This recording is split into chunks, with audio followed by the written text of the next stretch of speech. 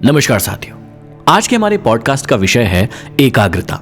जब भी आप पढ़ाई करने के लिए बैठते हैं या फिर किसी जरूरी काम को करने के लिए बैठते हैं, उस वक्त आपका मन बहुत बार भटकता है। आप उस काम पर फोकस नहीं कर पाते हैं और ज्यादातर बच्चों ने इस बात को पढ़ाई के समय पर जरूर ध्यान दिया होगा कि जैसे ही आप पढ़ने बैठते हैं आपका मन एकाग्र नहीं रहता है। सबसे पहले इस बात को समझिए कि एकाग्रता है क्या। एकाग्रता का मतलब है कि अपने मस्तिष्क को उस जगह पर केंद्रित कर लेना जब तक कि आपको उन लक्ष्यों की प्राप्ति सफलतापूर्वक ना हो जाए जिनके बारे में आपने निश्चय किया था। जब भी आप अपने मन को एक जगह पर केंद्रित करना चाहे तो उसके दो नियम होते हैं। पहला है आत्म सुझाव का नियम, मतलब सेल्फ सजेशन, और दूसरा होता है आदत का नियम।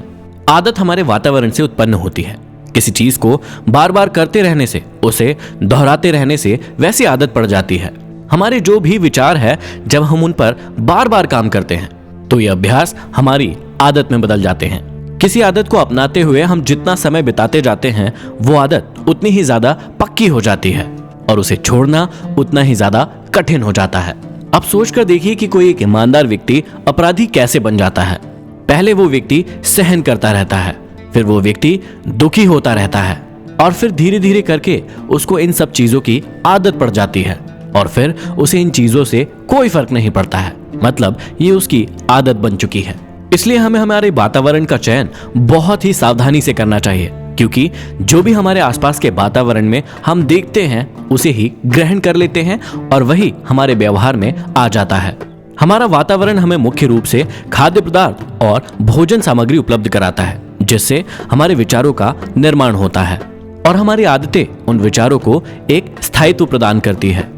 किसी व्यक्ति ने यह ठीक ही कहा है कि सभी व्यक्ति अपनी आदत से मजबूर होते हैं और वो आदत एक तार है जिससे हम प्रतिदिन एक धागा बुनते हैं और वो धागा एक दिन इतना मजबूत हो जाता है कि फिर हम उसे तोड़ नहीं सकते।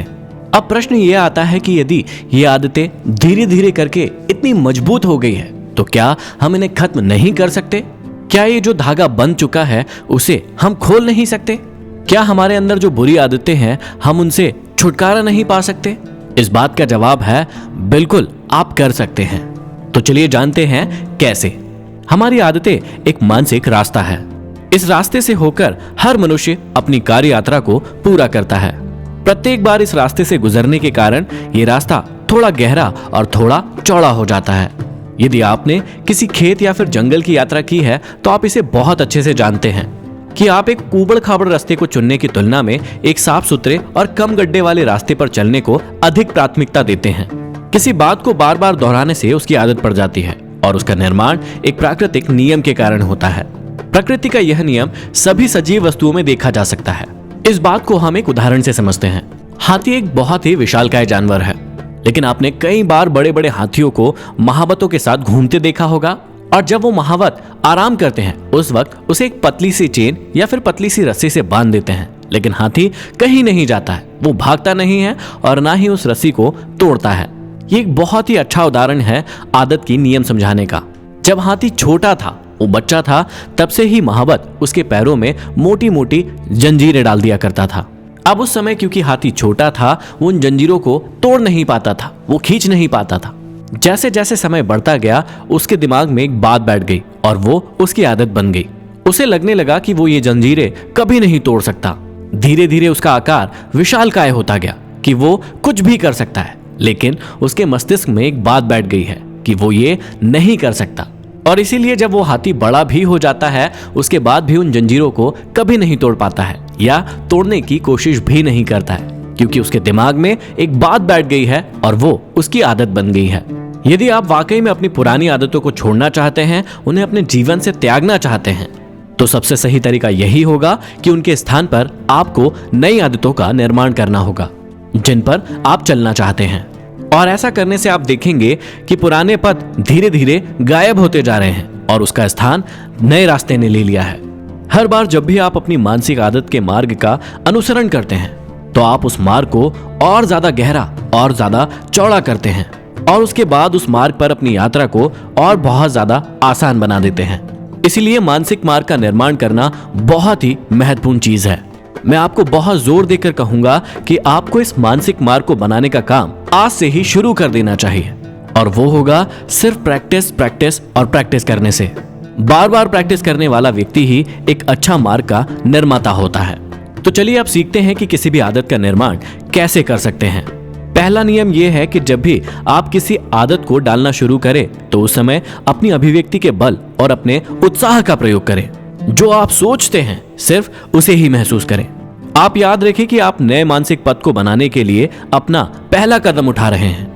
आगे की कदमों की तुलना में ये पहला कदम बहुत ही कठिन हो सकता है। शुरुआत में इस मार्ग को जितना स्पष्ट और गहरा बना सकते हैं आप उसे बनाएं, ताकि अगली बार उसका अनुसरण करते समय आप उसे आसानी से देख सके।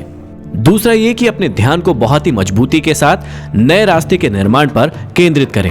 अब आपका ध्यान आपके पुराने रास्ते पर जरूर जाएगा, आपका झुकाव उधर जरूर होगा, लेकिन उसके बावजूद भी आप अपने मस्तिष्क को उनसे दूर रखें। पुराने रास्ते के बारे में सब कुछ भूल जाए और केवल नए रास्ते को याद रखें जिसका आप निर्माण कर रहे हैं। तीसरा सबसे जरूरी नियम है कि आप अपने द्वारा बनाए गए नए रास्ते पर जितना ज्यादा संभव हो सके यात्रा करें। मतलब उस काम को बार बार करें जिस काम की आप आदत डालना चाहते हैं, और ऐसा करने का बार बार अवसर पैदा करें। अब ऐसे अवसर उत्पन्न करने के लिए किस्मत या मौके का इंतजार न करें, आप खुद से उन्हें बार बार करें। जितना ज्यादा आप उन मार्गों पर यात्रा करेंगे उतनी ही गहरी उनकी छाप उन पर पड़ती जाएगी और उन पर चलना उतना ही ज्यादा आसान हो जाएगा। चौथा सबसे जरूरी नियम है कि पुराने जिस रास्ते पर आप पहले चल रहे थे, यात्रा कर रहे थे, उस पर वापस जाने का लालच आपको जरूर आएगा, लेकिन आप उसको अपने मन से दूर करें।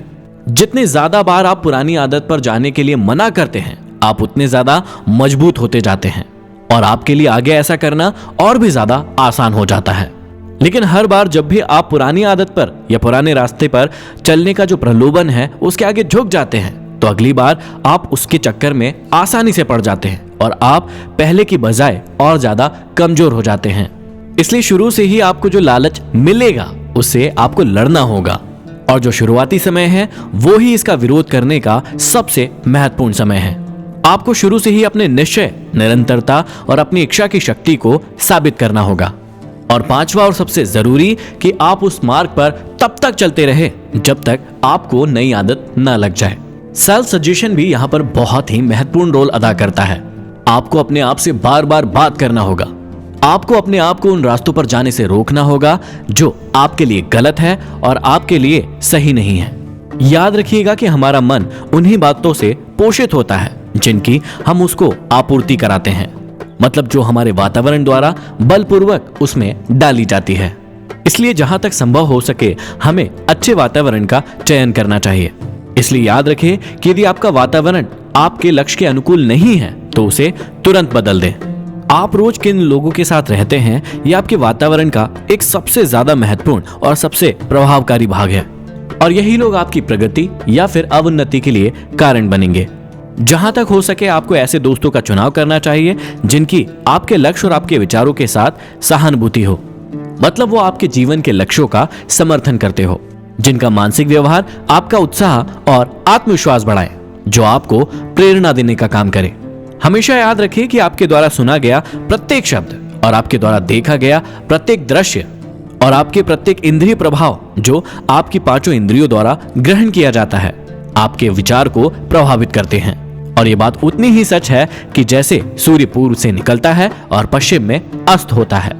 इसके अलावा आपको बहुत ज्यादा जानने की जरूरत है कि ध्यान किसी भी कार्य में सफलता प्राप्त करने की जादुई चाबी है। ध्यान का अर्थ एक निश्चित आदत और अभ्यास जिसके द्वारा एक विषय पर अपने आप को केंद्रित रखने की क्षमता, और जब तक आप उस विषय की पूरी जानकारी प्राप्त नहीं कर लेते और उस विषय में आत्मसात नहीं कर लेते आपका ध्यान उसी विषय पर केंद्रित रहता है। इसका बहुत ही साधारण सा अर्थ है कि आपके सामने आई एक समस्या का जब तक समाधान नहीं हो जाता है अपने ध्यान को नियंत्रित करने और उस समस्या पर केंद्रित करने की क्षमता। ध्यान का मतलब है उन आदतों को छोड़ देने की क्षमता जिन्हें आप छोड़ना चाहते हैं। दूसरे शब्दों में बुरी आदतों को छोड़कर उनके स्थान पर नई अच्छी आदतों को अपनाने की क्षमता। आपने कई लोगों को कहते हुए जरूर सुना होगा कि बुरी आदतों को आरंभ में ही कुचल देना चाहिए। आपने ये भी सुना होगा कि पुरानी आदतें आसानी से नहीं बदली जा सकती। ध्यान इन सभी में सहायक होता है। किसी भी चीज में ध्यान केंद्रित करने का मतलब है पूर्ण आत्मनियंत्रण। दूसरे शब्दों में कहे तो ध्यान उस तरह सोचने की क्षमता है जिस तरह आप सोचना चाहते हैं। यह आपके विचारों को नियंत्रित करने और उन्हें एक निश्चित उद्देश्य के लिए निर्देशित करने की क्षमता है। यह आपके ज्ञान को संगठित करने और उन्हें एक ठोस और व्यवहारिक कार्य में लगाने की क्षमता होती है। महत्वाकांक्षा और अभिलाषा सफलतापूर्वक ध्यान लगाने के प्रमुख घटक हैं। इन घटकों के बिना ध्यान की जादुई चाबी बेकार है और यही कारण है कि क्यों इतने कम लोग इस चाबी का प्रयोग करते हैं। हम में से अधिकतर लोगों में महत्वाकांक्षा का अभाव होता है और वो जो चल रहा है उसे चलने दो वाले ढर्रे पर विश्वास करते हैं। उनके जीवन में कोई विशेष उद्देश्य नहीं होता है। मनुष्य ने हर उस चीज का निर्माण किया है जिसकी उसने कल्पना की हो, जिसकी उसको अभिलाषा हो। इसका मतलब उसने अपनी अभिलाषा की कल्पना को ध्यान के माध्यम से वास्तव में परिवर्तित कर दिया। यदि हम अपने कार्यों को ही ध्यान बना सके तो सबसे अच्छी बात है। तब ध्यान हमारे जीवन में कभी भी द्वंद्व नहीं खड़ा करेगा। जो भी हम करें ध्यान पूर्वक करें। ध्यान कुछ अलग नहीं है, वो जीवन का ही एक हिस्सा है।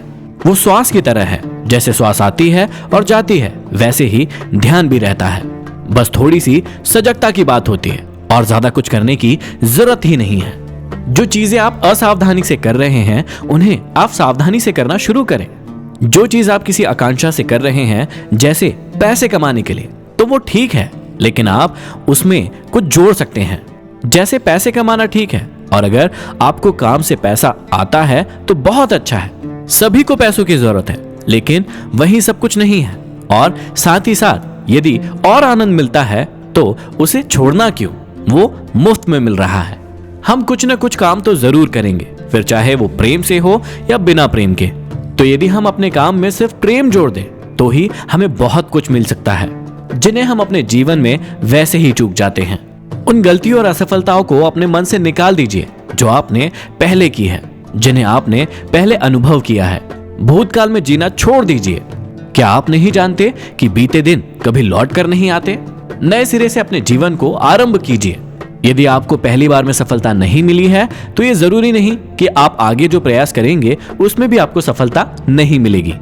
महत्वाकांक्षा, अभिलाषा और एकाग्रता के माध्यम से प्रसिद्धि कमाएं। यदि आपको ये विश्वास है कि आप ये कर सकते हैं तो विश्वास मानिए, आप ये कर सकते हैं।